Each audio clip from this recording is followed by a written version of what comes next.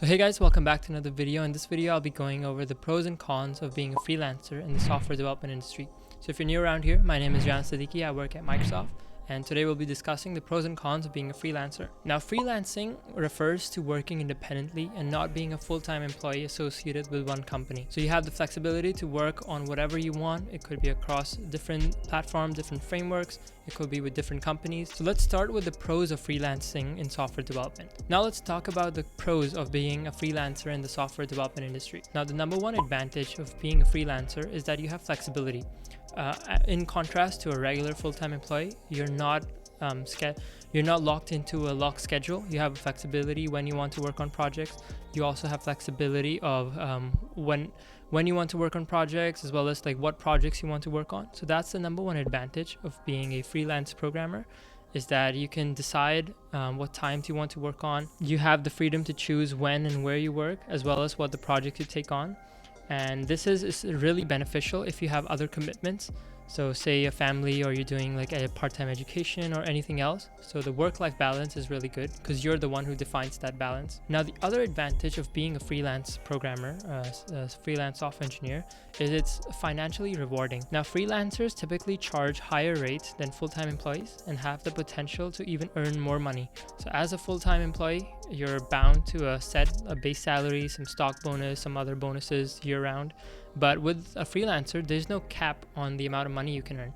Depending on what projects you take on, with what clients and what frameworks, you can even make twice or 5 times as much as a regular software engineer would make. Now, freelancers can take up multiple clients or multiple projects at once, providing them with a more stable income. Now, another really good benefit of freelancing is that it allows you to be free in whatever framework or whatever thing in the programming world you want to work on.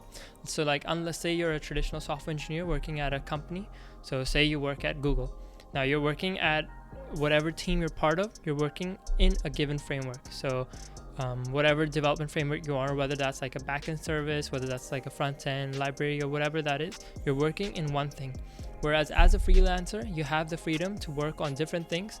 That helps you in 2 things. Number one, that helps you get a broader exposure. So that like increases your understanding, your value essentially as a programmer, as a software engineer, that you know different components of the overall software engineering world, you know different frameworks.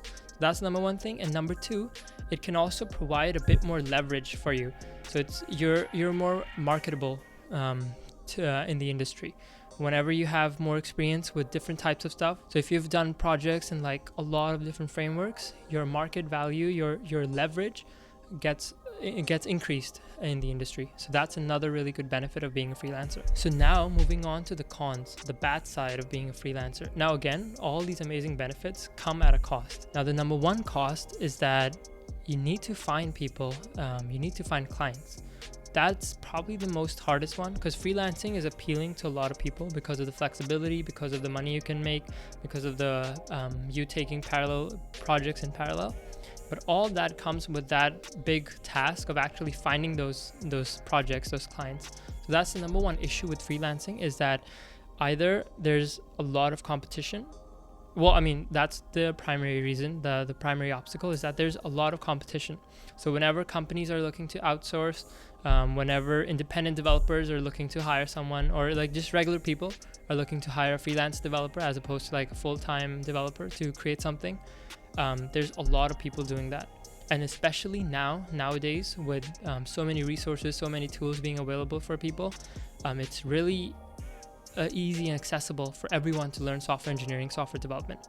So you have to get out of your way.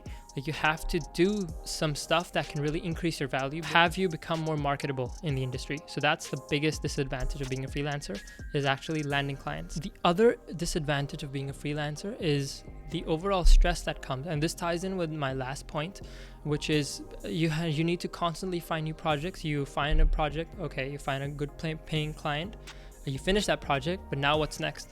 Now, as opposed to a regular software engineer where you always have work to do, you have management, you have leadership that gives you tasks. Okay, do this now, you've done this, now this is the next milestone. As a freelance developer, it's your duty to figure out, okay, what's next. You have to create that own roadmap. You become your own manager. So, okay, I work on this project. Okay, now what's next? I need to look for other projects. So this is the second disadvantage of being a freelancer, is the stress that comes in, constantly finding new projects, connecting with clients. And also another thing is that freelancers, if you say a company is looking to outsource some work and you work there as a freelancer for that work as a contractor, you don't get the typical benefits a full-time employee would get. So health insurance or any other like bonus options, anything, you wouldn't get that. So that's another disadvantage. And this applies to if you are working for, say, a tech company that offers these benefits to full-time employees.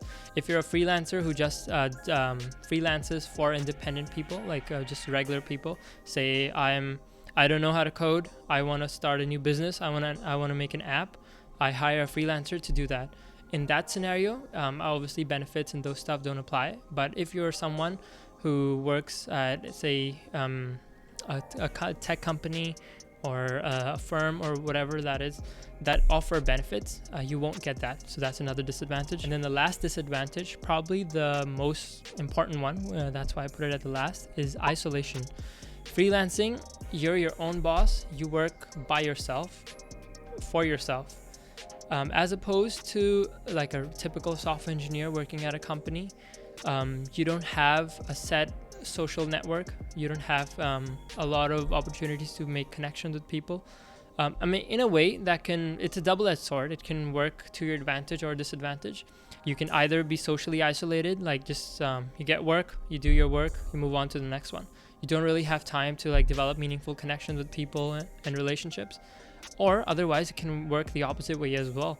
You meet a lot of people, you do a lot of projects, you get introduced to so many people, there's a lot of opportunities that open for you. So this is probably the one that can serve as an advantage or a disadvantage, is your social network, your social, let's say your social interactions.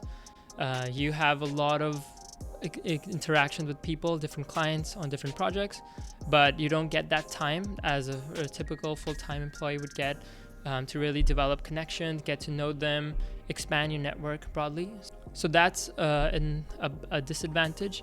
And I guess that goes hand in hand with like getting experience with collaborative work. So working in a team, you don't get that experience a lot because usually as a freelancer, you're working by yourself.